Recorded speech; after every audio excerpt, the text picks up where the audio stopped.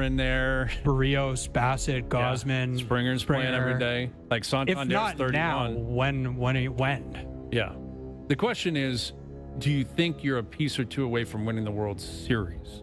Because ultimately, that's why you go all in at the trade deadline. It's not to make it. You have to be thinking we can win it. But if it's not now, when is it? It's not going to be. Is it going to be next year? Are you going to be Not better sure. next year? I mean, I didn't see this one coming, so I think it's. No. I think what it's proving is it's difficult to predict year in, year out.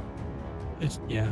But I hear you. I think you got to be careful. I mean, at some point you need a farm system. It feels like deja vu. We've had these chats with the Leafs, 100%. where you have been a big proponent of all in every single year.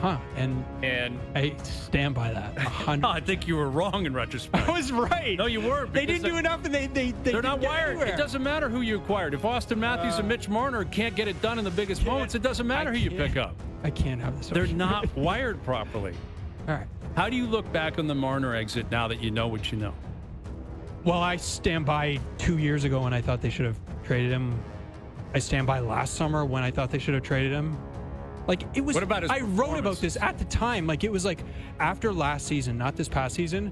I wrote my something at the end where you could see the entire season something isn't right. He doesn't look happy here, and they didn't do anything. And it's like, yeah, but he was going to stop it anyway. How do you know? Because I think it became very clear that he blocked the Rantanen deal. Yeah, but clearly. that was because it was in the middle of the season. He's a pregnant wife at home. Like, you were putting. I understand that. You're not wrong. If you had forced he was going to Vegas and only Vegas. Maybe. I don't think there's any questioning that. But let me ask you this: if you go back to last summer and you force, and like I remember writing this, thinking this, talking to people about this, if you had forced a confrontation and said, you know what, this is not working. We need 5 teams. And then, like, maybe you can figure something out. Maybe those teams don't give you anything you want. I don't know, but it's not like Nicholas Waugh is like a great consolation prize. No, like, he's fine. Not. Like, he helps. they were in a bind. But if you had forced something last summer, maybe history plays out differently. I have no idea. Like, who knows? But they didn't. They thought the downside, I guess, was not worth it. Like, they figured, like, if we go to those teams, we have a list of teams, and they don't give us anything, and then, like, we've already asked them for the teams, and now we're not going to like. But by not kind of kicking the hornet's nest, like, the hornet just kind of hung around and then stung them in the end. And anyway, so it's like, you know what I mean? Yeah, I am curious. I'd love to get an answer on what Shanahan and Treliving actually knew this time last year. Like, did they know he was out?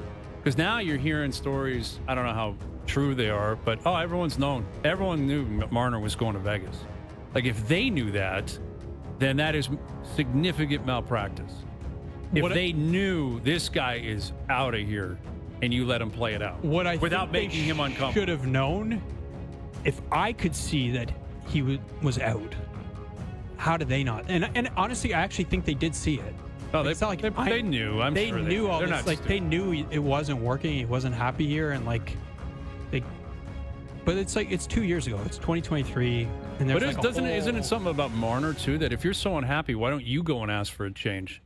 Why is it on the Leafs to force because your maybe way you out? just decided I'm going to play it out, and then I'm just going to choose where I want to go, and I'm not going to be forced into anything.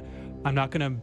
Which is what he ultimately I still get did. to play here, and like maybe at that point he's not sure. Like maybe he's like, maybe it looks to me as someone like who is there with the team every day, but like not behind the scenes. I see them an hour a day. Mm-hmm. Maybe part of him is like 40% of him is like, you know what? Maybe it can still work here. Maybe we can have a great playoff run. I can be awesome. Things change, the narrative changed, and I decide to stay and I decide to sign. But like if it's like 60%, it doesn't look like he's going to stay. You got to do something. Like, yeah. But it's the whole. I don't know how we got to Leafs at 419. Well, I got something that I'll get to this a little bit later on. What I think the league should do with his return, but. I remember when we were discussing it, like the exit, even prior to July 1st, and he was being compared to Vince Carter, and I'm like, well, wait a minute. He didn't quit on this team. He didn't demand out. He did. That's not fair. He didn't quit. He didn't demand out. But I think there is a very, very good chance mentally he was gone. And perception is reality. So if you're dealing with the mob and the way people are going to feel about you, because I was making arguments. I'm like, eventually dust settles.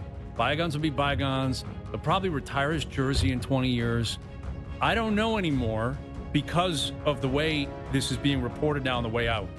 with like when he was in Vegas, he's like, yeah, well, yeah, at the Four Nations, we were talking about living in Vegas, and my wife was asking what it's like there. So you were in Vegas in February, you were gone, you were mentally gone. And is there a chance that maybe they could have brokered a deal last year, and Vegas and Marner were like, why would we give up a real piece? Just wait a year. We'll catch you down the road. Not impossible. And then whose interest is he putting first? The Leafs or the Golden Knights?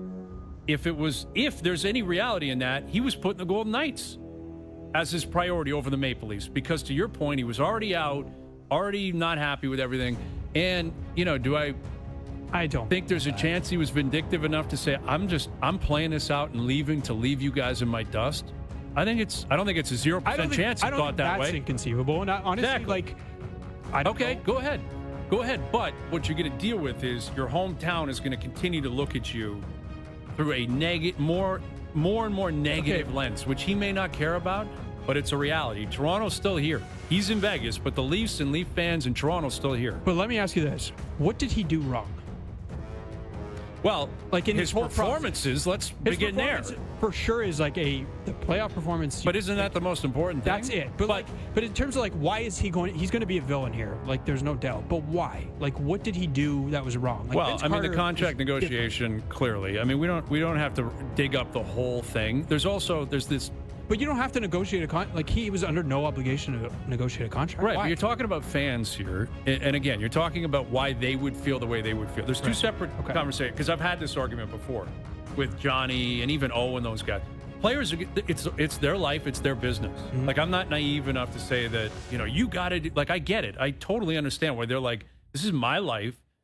I want to get money. I want to get paid. I'm offering up a service. Like, I understand that.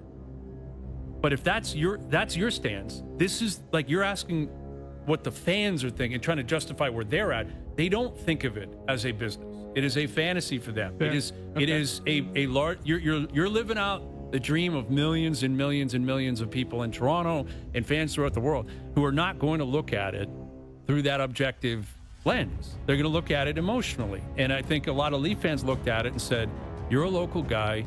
You should know better." And I think, whether it was true or not, perception becomes reality. The perception was never with Mitch.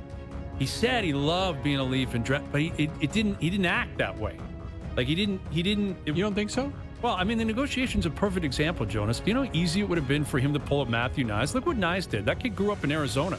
He's like, I want this done before July 1st. Let's get it done. Let's get something fair. And I just want to be a Leaf. How is it different? That's the original sin. But that's a significant 2019. One. He's 22, I think, 23 at that point. It's still his. Sure. Yeah. I mean, Nyes, his legacy. Matthew Nyes,